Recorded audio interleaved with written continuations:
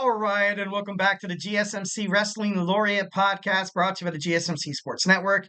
I'm your host, Eric Rodriguez, here every Monday through Friday, the most electrifying wrestling fan in the professional wrestling industry. We talk about all the news, guys. We talk about all the action inside and outside the ring, backstage curtain calls, rumors. We talk about contract negotiations, extensions, and new signings. We talk about promotions from WWE. We talk about AEW. TNA, Ring of Honor, you name it. If it makes major news in the world of professional wrestling, we talk about it here on this show, 1010%. So don't forget to Superman punch that a like and subscribe button to the GSMC Sports Network. All right, just kind of reflect on what we talked about right quick. We talked about our WWE NXT review. Then we talked about some AEW Dynamite. We talked about Eddie Guerrero, the legacy that he left inside the ring after his tragic passing 19 years ago today. And then we talked about artificial intelligence, picks the WCW, WWF/WWE dream matches, and kind of provides the outcomes. And I got to be honest, it was a bloodbath. So make sure you guys check out that video on YouTube. All right. So without further ado, let's talk about some Wednesdays weekly wrestling news. All right. First and foremost, definitely got to start off with injury updates in terms of All Elite Wrestling. So like I said before, injuries in terms of wrestling. Um, it affects a lot, like bookings, like, it could ultimately like drive a superstar's push and totally push it out the window. But, we have Kenny Omega and Julia Hart right there. They're right there. They're on their road to recovery. They're already training. Cole Carter, he's been out since June with a broken arm. He's set to come back.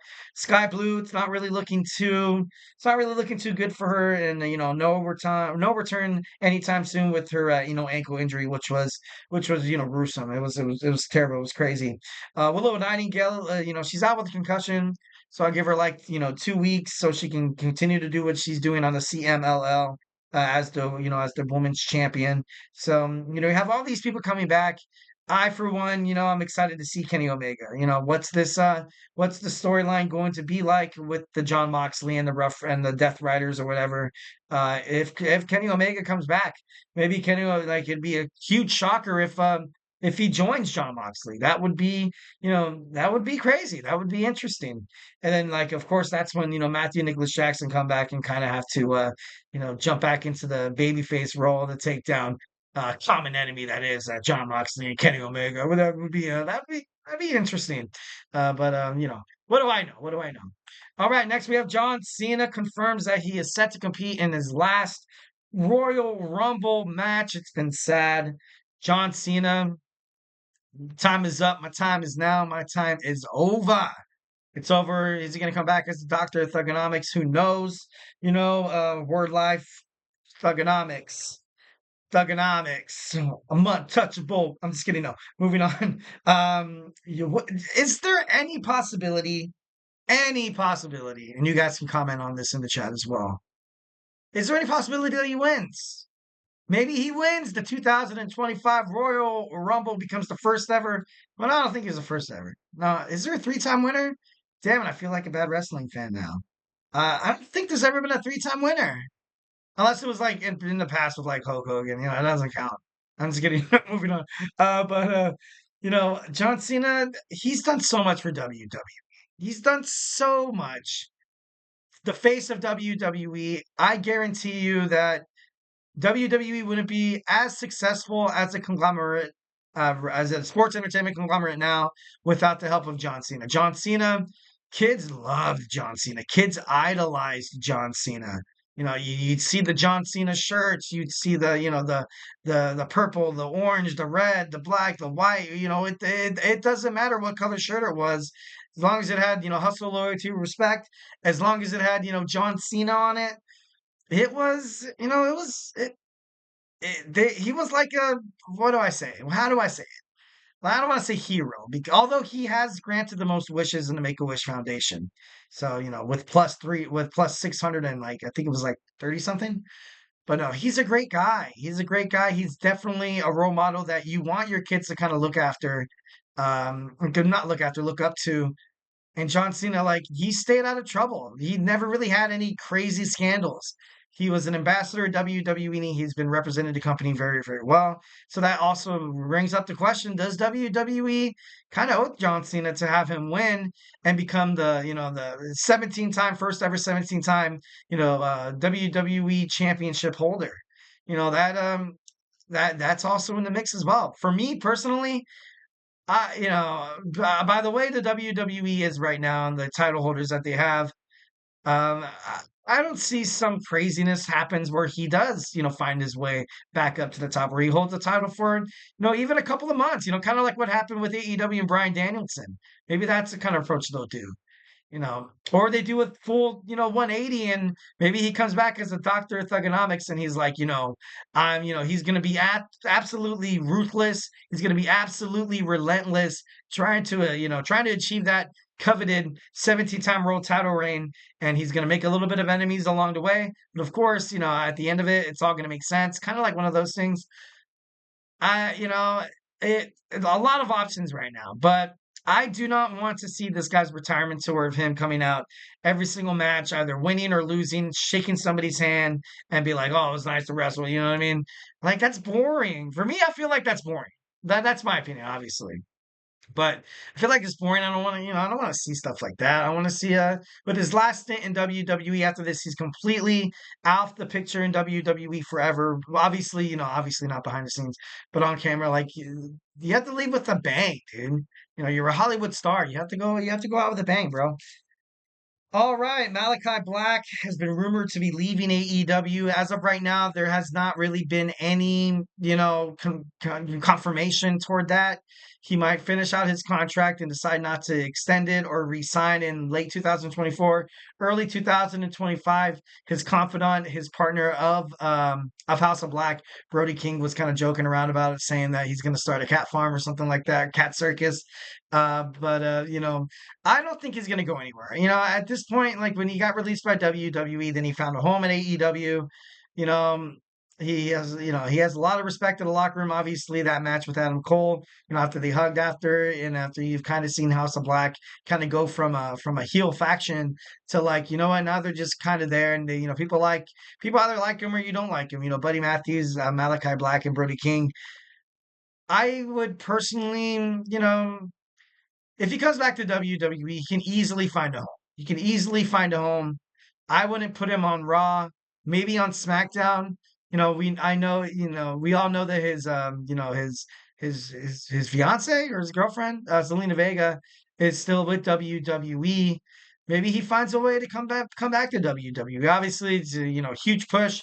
Maybe it's completely outside of the picture, but his wrestling matches are still elite. It's nice to see him inside the ring. I love the dark, ominous glow that his character always portrays when he steps inside the squared circle or when he cuts a promo. Like he's still pretty damn good. So, rumors about retirement definitely not there. Him retiring and leaving AEW possibly, with everything going down with WWE. He was definitely one of those superstars too that, NXT was like this golden age, under the Triple H Paul Levesque era. And then once when they got promoted to the Vince McMahon, he got his grubby little paws on it and completely, beat and battered and bloodied these guys' push and characters and storylines. He was one of the persons to suffer. And, obviously it was like, am I going to go back to WWE and kind of run into those same problems? Am I going to really get any television time? Because right now in AEW, this guy's always on, he's always featured. They always talk about House of Black, so especially with Julia Hart coming back too. I don't know. It should be interesting. It should be interesting to find out. Next, we have Solo Sikoa. Solo Sikoa has been rumored of being injured. It's been speculated since he hasn't really spent that much time inside the ring. Even if you paid attention to that WWE Crown Jewel match, it seemed like Roman and Roman, Jay, and Jimmy. It seems like they kind of babied him a little bit. Like, what I mean? It didn't really seem like he was pushing it really to the edge. Hasn't really been in any wrestling spots on Friday Night SmackDown and mostly cutting promos, I feel like. But, obviously the speculations are not true. Solo Sikoa, according to Wrestler Observer newsletter, is completely fine. WWE just doesn't want him to get injured because if he gets injured, that would screw up this storyline immensely. That would be absolutely detrimental to what they're trying to create for Survivor Series, what they're trying to create for the Royal Rumble, they're trying to create for WrestleMania 41. You have to protect this guy. This guy is kind of like your golden baby right now. So, really really no surprise that, they're kind of coddling him a little bit because you ultimately need to. Solo Sikoa, although I'm not a huge fan, although I feel like, they promoted it a little bit too fast for my blood. But then again, that's not his fault. That's not his fault. It was WWE's an amazing, insane, idea to kind of have this guy look completely weak. Didn't really establish himself as a singles wrestler, and then all of a sudden he wants to run his own bloodline. All of a sudden he wants to go up against Cody Rhodes and challenge him for the WWE Undisputed Championship, and of course he fails.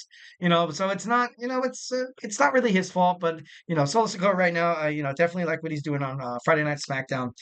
Dakota Kai returned on Monday Night Raw, and it was glorious. It was cool. Damage Control is almost back together.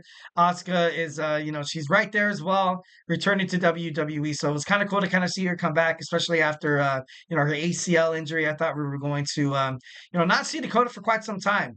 Before she got injured, when, a lot of speculations going around about a women's mid-card title. Definitely someone that comes into mind is Dakota Kai. Dakota Kai, she has that it girl. I love her more now as a babyface as opposed to a heel. It's just better that way. It's better this way. So it could definitely be the start of a beautiful wrestling push that she could be having right now. And it seems like it'd be pretty cool. So definitely good news that Dakota Kai is back.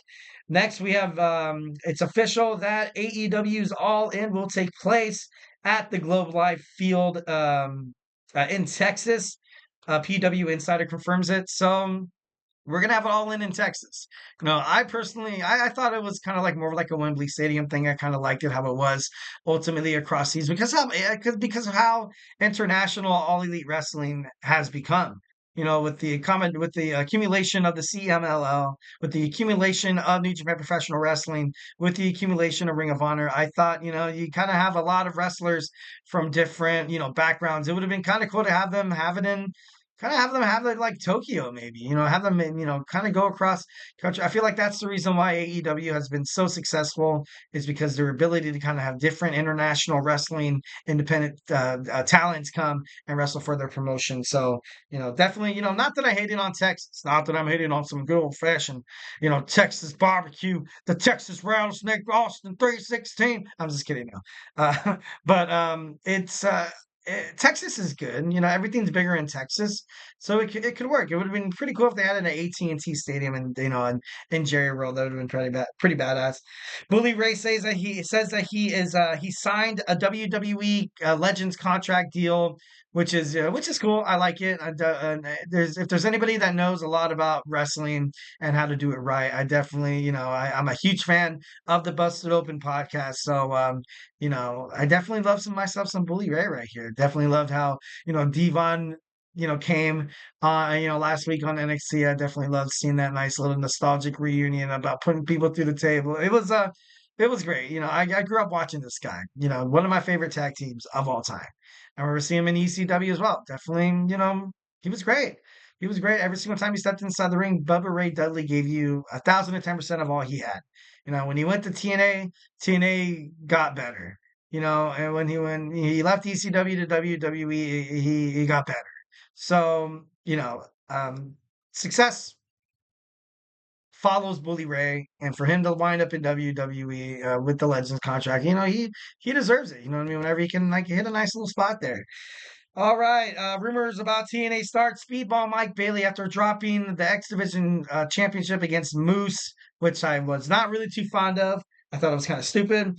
The rumors are not true, guys. There has not been any contact between him and AEW, so you can put those rumors to bed. Speedball Mike Bailey is TNA Impact. Fightful Select indicates that AEW isn't concerned about beating WWE's numbers now that it has its own television deal. And they ultimately want to focus on, making Warner Brothers Discovery happy and not really, really caring about what WWE is doing anymore. And and I feel like that's something that Tony Khan has always, he's always kind of flirted with, oh, Monday Night Wars and stuff like that. But it was just to kind of get a roused set of people. Like, you know what I mean? It wasn't really to kind of be like, oh yeah, we're fighting each other. We want to put the WWE out of business. Dude, you're never, and I repeat, never ever going to be more successful than the WWE. You're never going to put it out, never going to put it out to business. Like I said, kind of having that, the AEW WWE war thing is kind of stupid. During this new age of digital era, everything's streamed. Obviously, All Elite Wrestling doing it with at Max, and it's good. It's good. WWE doing it with Netflix. It's good. Both of them are going to be successful. It's not really, no really comparisons, anything. Like no one's ever going to really realistically match up against the greatest wrestling conglomerate in the whole entire world, in the whole entire history of the world's existence that is WWE. So, definitely putting that to bed when, definitely, although it is kind of interesting to find out when Eric Bischoff opens up his mouth and he's like, AEW is nothing like WCW. I'm just kidding, no. But I just think it's kind of funny. Jonathan Coachman heard from a reliable source, guys, reliable sources, ladies and gentlemen, that Bianca Belair and Jade Cargill do not get along behind the scenes of WWE. Do you believe it? Let me know in the comment section. I, for one, I don't believe it. I feel like right now, backstage in WWE, morale is kind of, bigger and greater than it's ever been under the Triple H Paul Levesque era. And, Bianca Belair, although these girls are both very, very competitive, and they're essentially kind of the same person. Like it's crazy. Both of them are, they're strong, they're agile. They're speed, they're tacticians inside the ring. They can hit a random submission move. They have the resilience. They have the the momentum changing ability. They have the charisma. Dude, like these, I don't really see how anybody could really like be on, of course, in terms of, working, there's always that one coworker that kind of just like, ah, flipping great. But I just don't see it with these two girls. Usually you can see it, inside the ring where two people really don't like each other. Although, there's been some cases where, some people who actually don't like each other actually put on who put on better matchups and stuff like that. Or, when they make movies, their chemistry on camera actually seems a lot better. But I don't believe it. I don't know who Coachman's reliable, quote unquote, reliable sources are. But I don't know. I just don't believe it. Maybe it's the fact that like maybe I might be too attached to this, Jade and Bianca like tag team. At first, I got to be honest, I didn't like it. I hated it, but I've kind of warmed up to it. I kind of like the way that these girls are, supporting each other. I love how they're putting the WWE Women's World Tag Team titles on the map, and I'm all for it. So if you can't beat them, join them. All right, guys. So, hey, that was my show. Hope you guys had a great time listening to it. Thank you so much for tuning in to the GSMC Wrestling Laureate podcast brought to you by the GSMC Sports Network.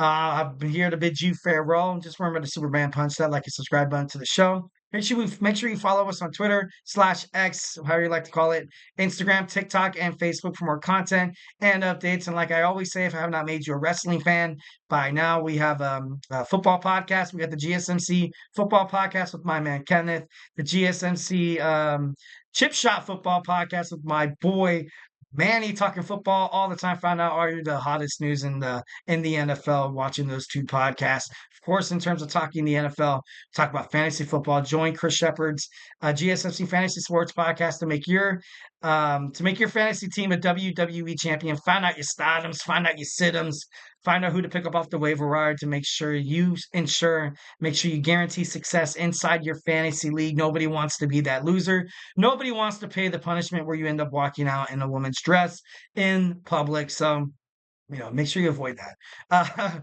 Saturdays are made for college football, college game day. Who has the hottest news in college football? Who finds out the last minute injury updates?